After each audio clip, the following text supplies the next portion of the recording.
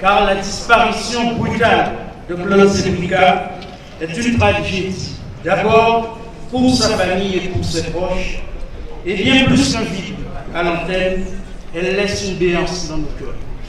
Celle de la perte d'un professionnel qui n'était pas qu'un journaliste sportif, mais un journaliste, tout simplement.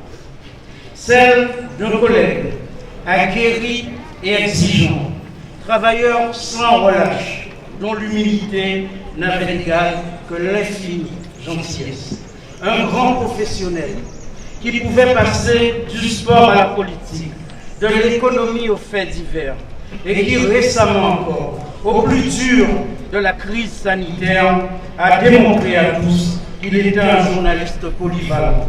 Celle d'un homme et de tous, un confrère, un ami, un frère.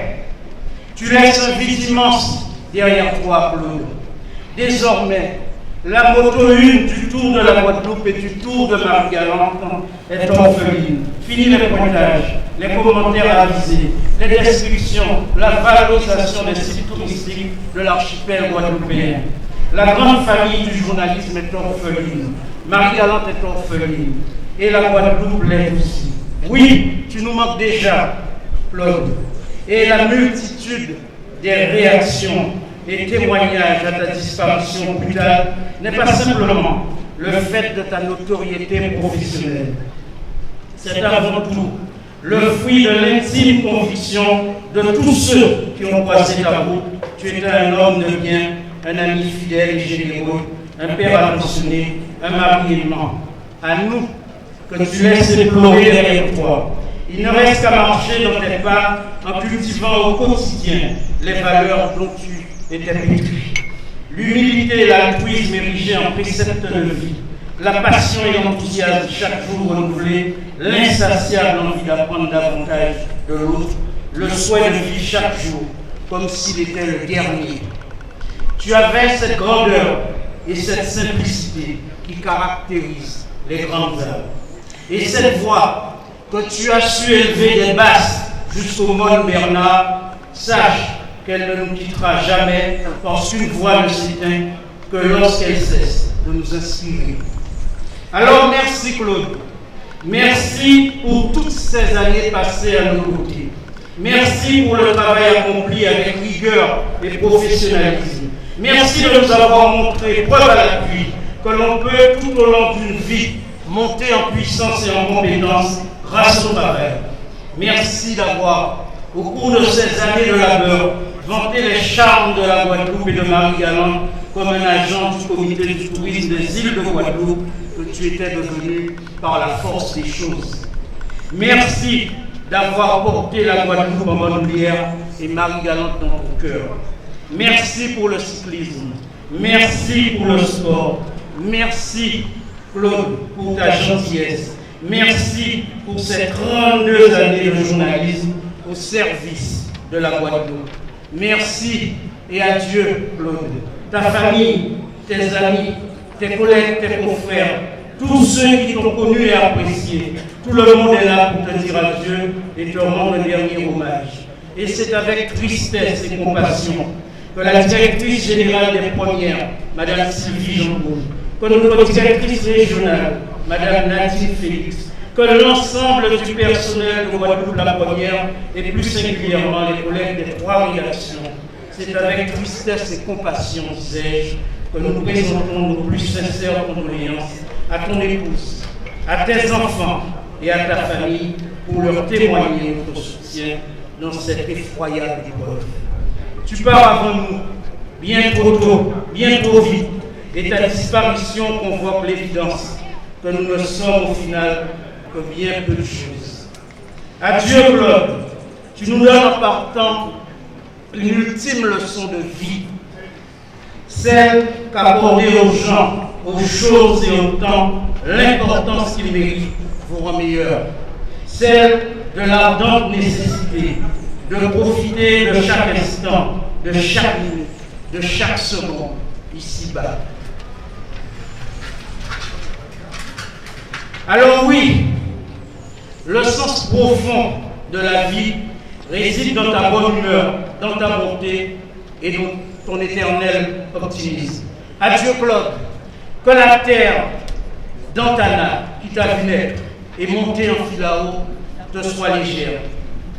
Pars avec pour sueur l'amour et le respect indéfectible que nous te vouons. Au nom de tous, en mon nom personnel, bon voyage, Claude. Bon voyage.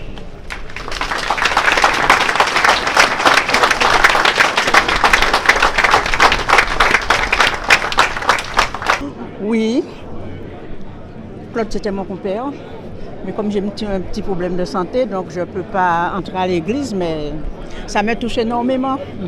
Qu'est-ce que vous retenez de votre compère? La voix? C'est un bon compère, voilà. Et sa voix, tout le monde parle de sa voix. Voilà, sa voix était touchante. Eh bien, oui, hein.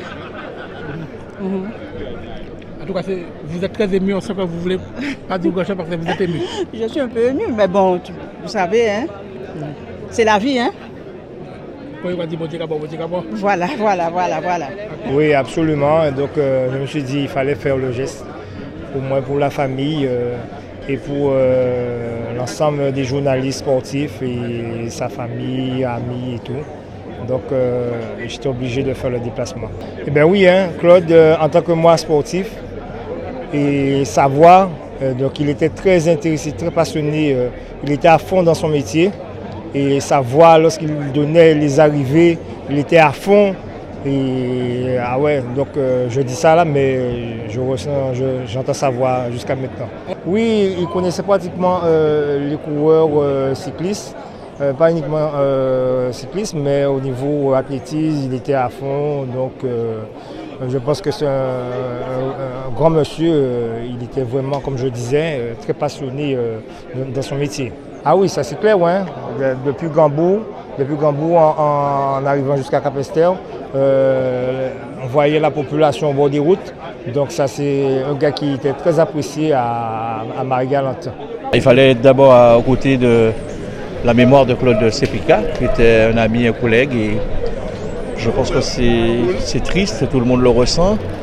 Et puis Claude était une belle âme, c'était quelqu'un de bon, c'était quelqu'un qui savait dire les choses, qui était sans, arrière-pensée quand on discutait. Moi je l'ai accueilli, je pense que la première fois qu'il est venu à RFO, c'est moi qui l'ai accueilli pour lui faire visiter les locaux.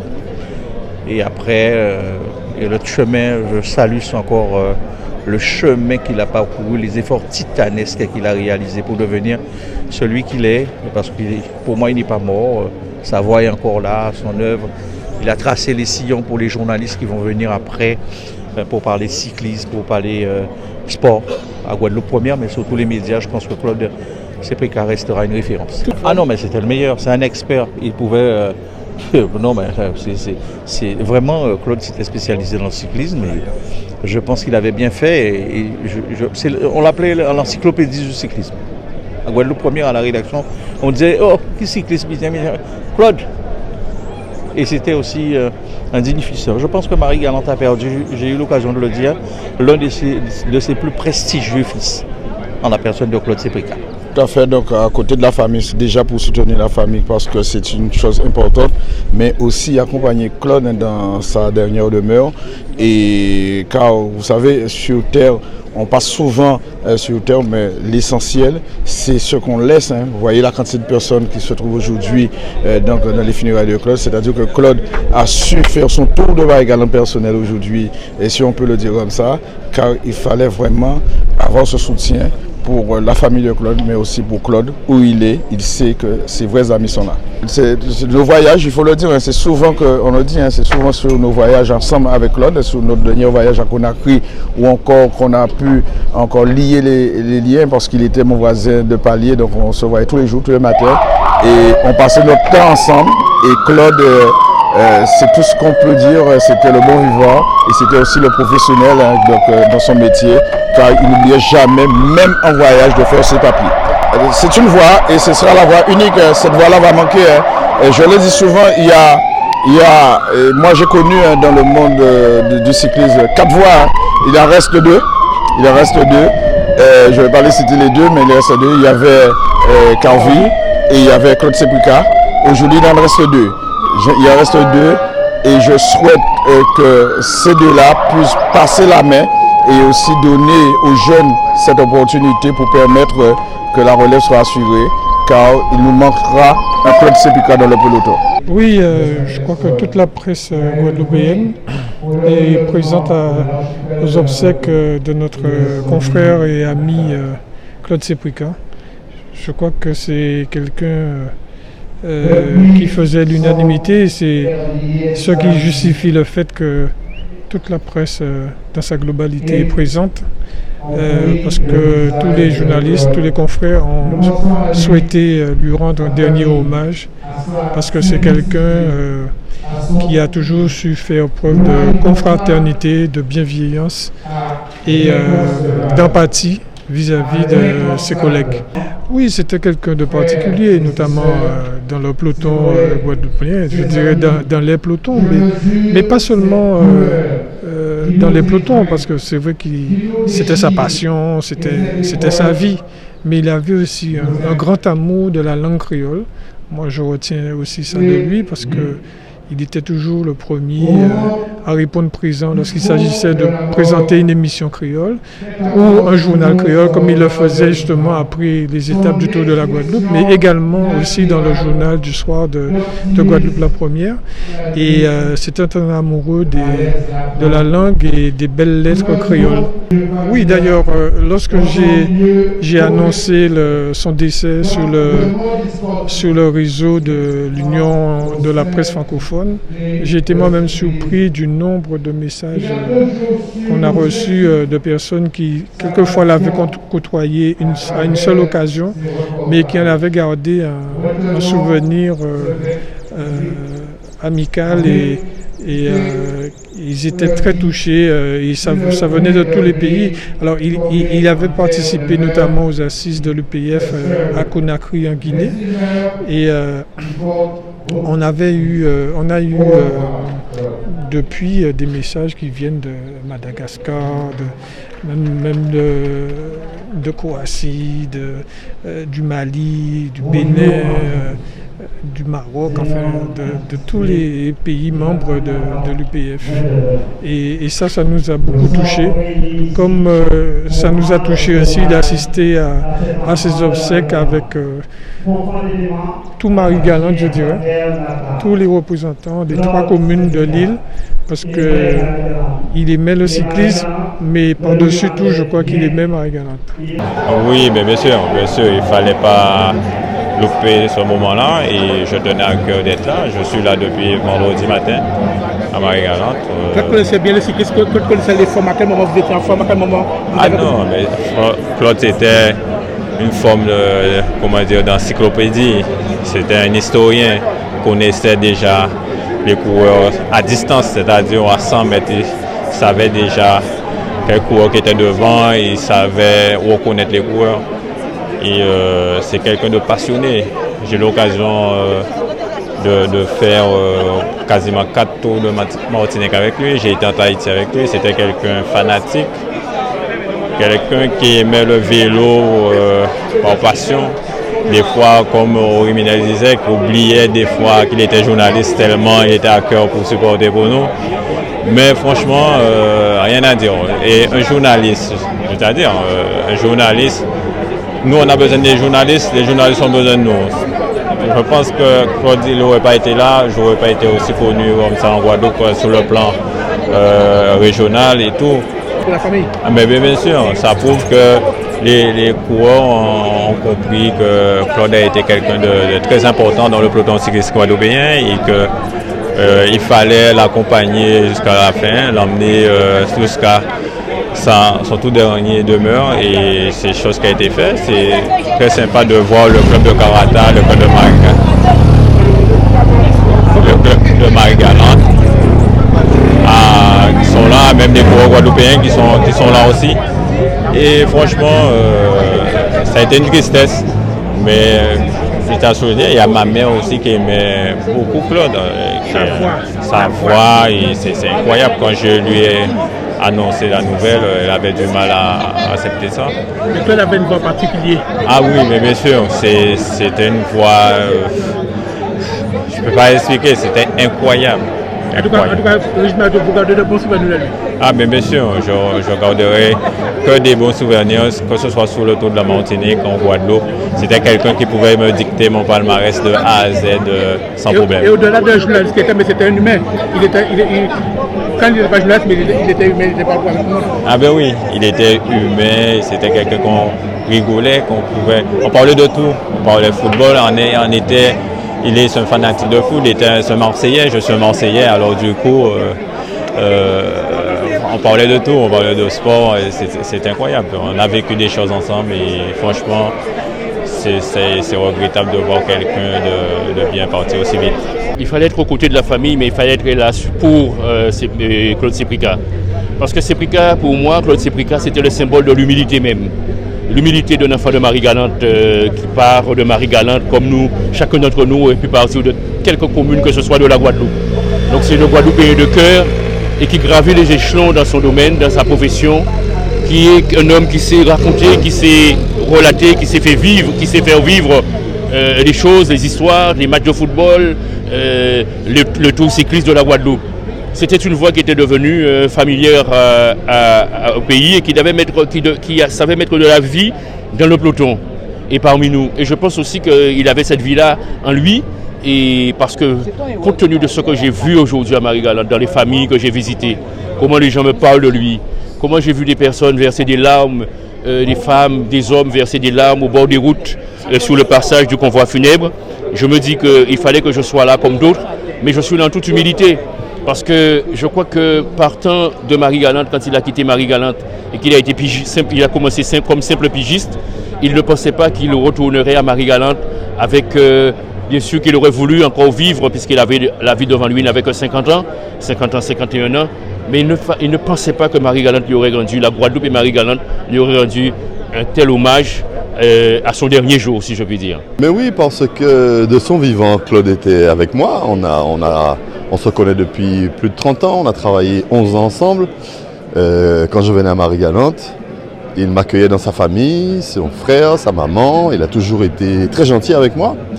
Et même quand on s'est retrouvés sur des médias concurrents, on a gardé de bons rapports. Le matin, quand on travaillait très tôt, ça lui arrivait de m'appeler pour avoir des résultats, on s'échangeait les résultats. Il a toujours été très cordial, concurrent mais très cordial. Donc ça m'a semblé tout à fait naturel aujourd'hui, d'ailleurs depuis hier, d'être là aux côtés de la famille, mais aussi beaucoup pour honorer la mémoire de Claude, parce qu'on dit que c'est quand quelqu'un n'est plus là qu'on reconnaît ses qualités, mais j'ai eu la chance d'en profiter de son vivant. Donc aujourd'hui, je suis là pour témoigner de cette gentillesse de ce garçon qui était à l'écoute des autres.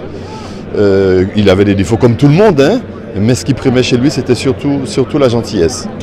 Oui, il avait une voix particulière, à la limite que je trouvais même atypique hein, au sein de la radio. Mais c'était un passionné, c'était quelqu'un aussi qui travaillait. Il n'était pas que passionné, il travaillait beaucoup. Il aimait le football aussi. Claude est un sportif. C'est vrai que le sport de prédilection, c'était le cyclisme, mais il aimait bien le football. D'ailleurs, quand je jouais ici à l'époque, c'était l'Aigle de Marie-Galante. Quand il était à Radio Basse, ça lui est arrivé de commenter les matchs.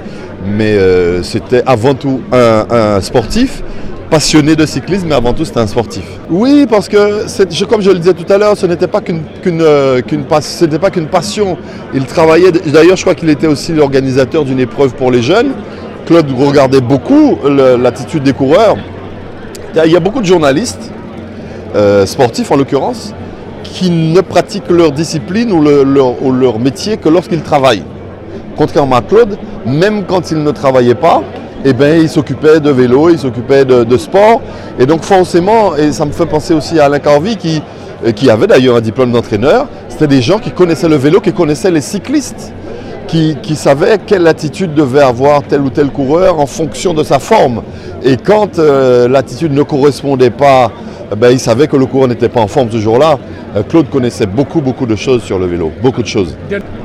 Je ne sais pas si c'est son dernier tour, j'ose croire qu'il commence une autre vie, j'espère qu'il commence une autre vie. Ceci étant, le Tour de Marie-Galante n'a peut-être pas eu lieu, mais il a rassemblé tout le peloton aussi ici aujourd'hui. Et c'est bien qu'il ait une belle caravane. Alors on peut aussi regretter l'absence des stars du vélo. Il y en a beaucoup qui sont absentes. On peut aussi, je parlais de sa gentillesse tout à l'heure, on peut aussi regretter l'absence de ceux à qui il a accordé une tribune pour qu'ils puissent se réinventer une virginité, se réinventer une dignité. Je pensais les voir aujourd'hui pour lui rendre hommage, parce qu'au moment où ces gens-là étaient bannis des médias, Claude leur a ouvert son micro, sa caméra pour qu'ils puissent s'exprimer. Et aujourd'hui, je ne les vois pas là et ça me déçoit.